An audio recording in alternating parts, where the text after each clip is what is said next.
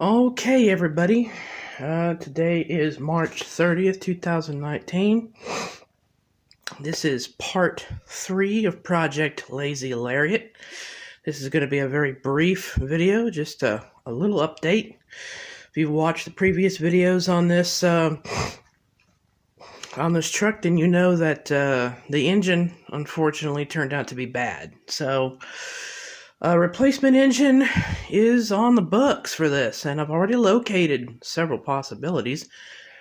But I'm not going to go buy it and get it all ready for install until I have this engine just about ready to be yanked out. So I'm here on this very cold, overcast, rainy Saturday, working in my friend's shop, trying to keep warm using his turbo torpedo style propane heater on and off, which sucks. Those things don't have the thermostat, so it's literally all the way on or all the way off, which means it'll freaking sweat your butt out inside of 10 minutes, and then you shut it off and it gradually gets cold. But I had to shut it off in order to make this little video because you can't hear anything over it. So, very slowly going to be taking apart what I need to in order to remove the engine.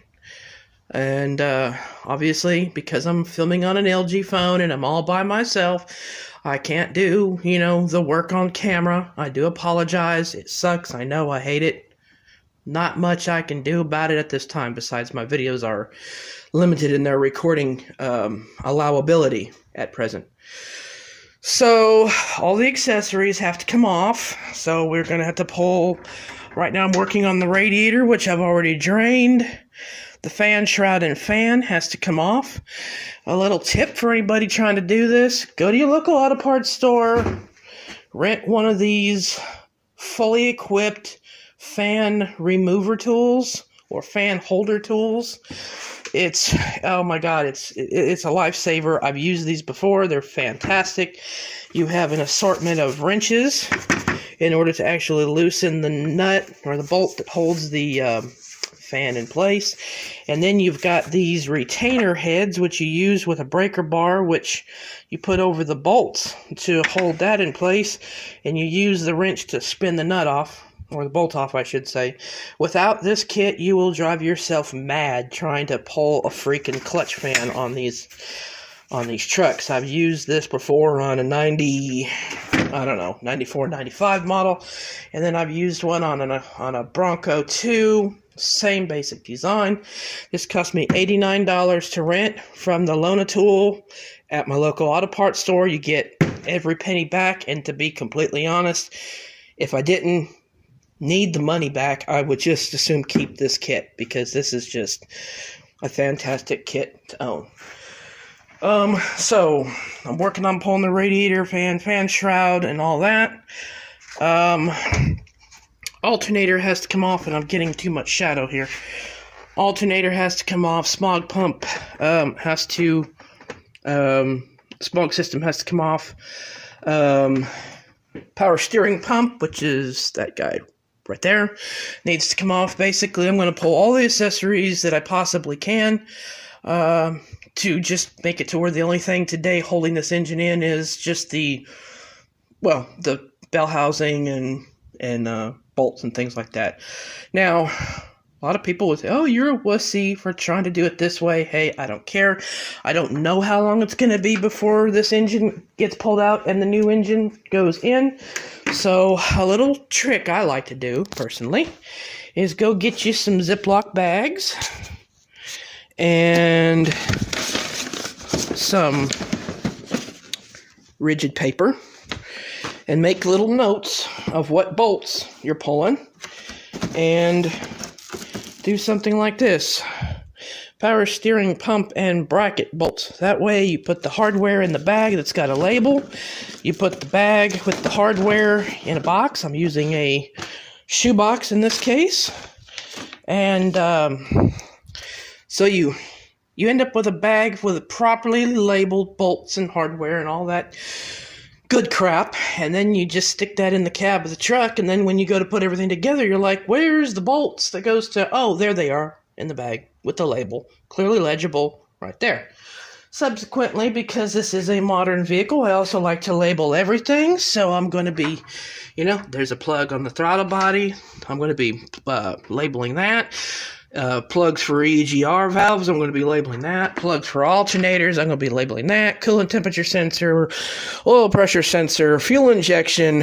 Basically, if it's a wire with a plug on it, I'm going to put a label on it so that there's no, I know most of, it's plug and play. You can't mix these things up. Well, you'd be surprised how shit can get mixed up. So, if for no other reason, it just helps you orientate your wires and keep everything in line so that in case, I come up sick or whatever and I can't continue, my friend says, hey, I'm going to start hooking your stuff back up for you, but I don't know where anything goes because he doesn't work on this modern computer-controlled wiring system.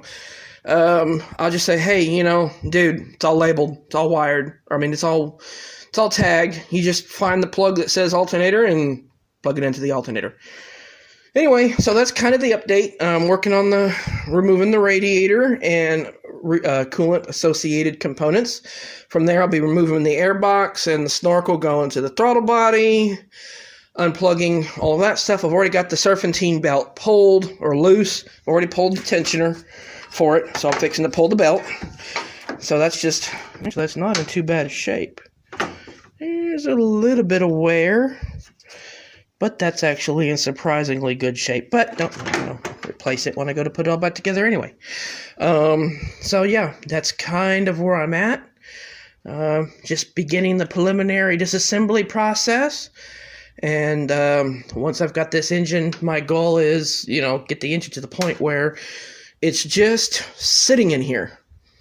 It's not mounted to the transmission. It's not bolted to the motor mount. It's just kind of sitting there, chilling out, waiting for the next step. Then I'm going to go to the salvage, get the engine pulled. They told me they'll fire it as long as I give them advance notice. They'll go out, fire it up, make sure that it's good. It doesn't clang, bang, knock, ping, buck, or do any kind of crazy crap before they take my money, which is great. Many salvage yards will not do that. It's just kind of at your own peril. And we'll kind of go from there. So it's been a little while since I've done an update video. Just wanted to let everybody know this is not a project I plan on stepping away from. I really do need to get this truck on the road. I have a lot of things that I need to do that requires a pickup truck to haul and tow things with. And frankly, I'm tired of borrowing my friend's 90s model F-250 diesel because there are just so many problems with that truck. If it's sitting overnight, you can't even start the truck without going out and hitting it with ether. And that is not good on a diesel engine, but it just will not start if cold. Even if the temperature is in the 70s or 80s, it will not start when cold unless you hit it with starting fluid, which is not good on the engine. So anyway, I'm going to quit yammering and I'm going to get back to work and get some more progress done here. I will post more updates as I have them.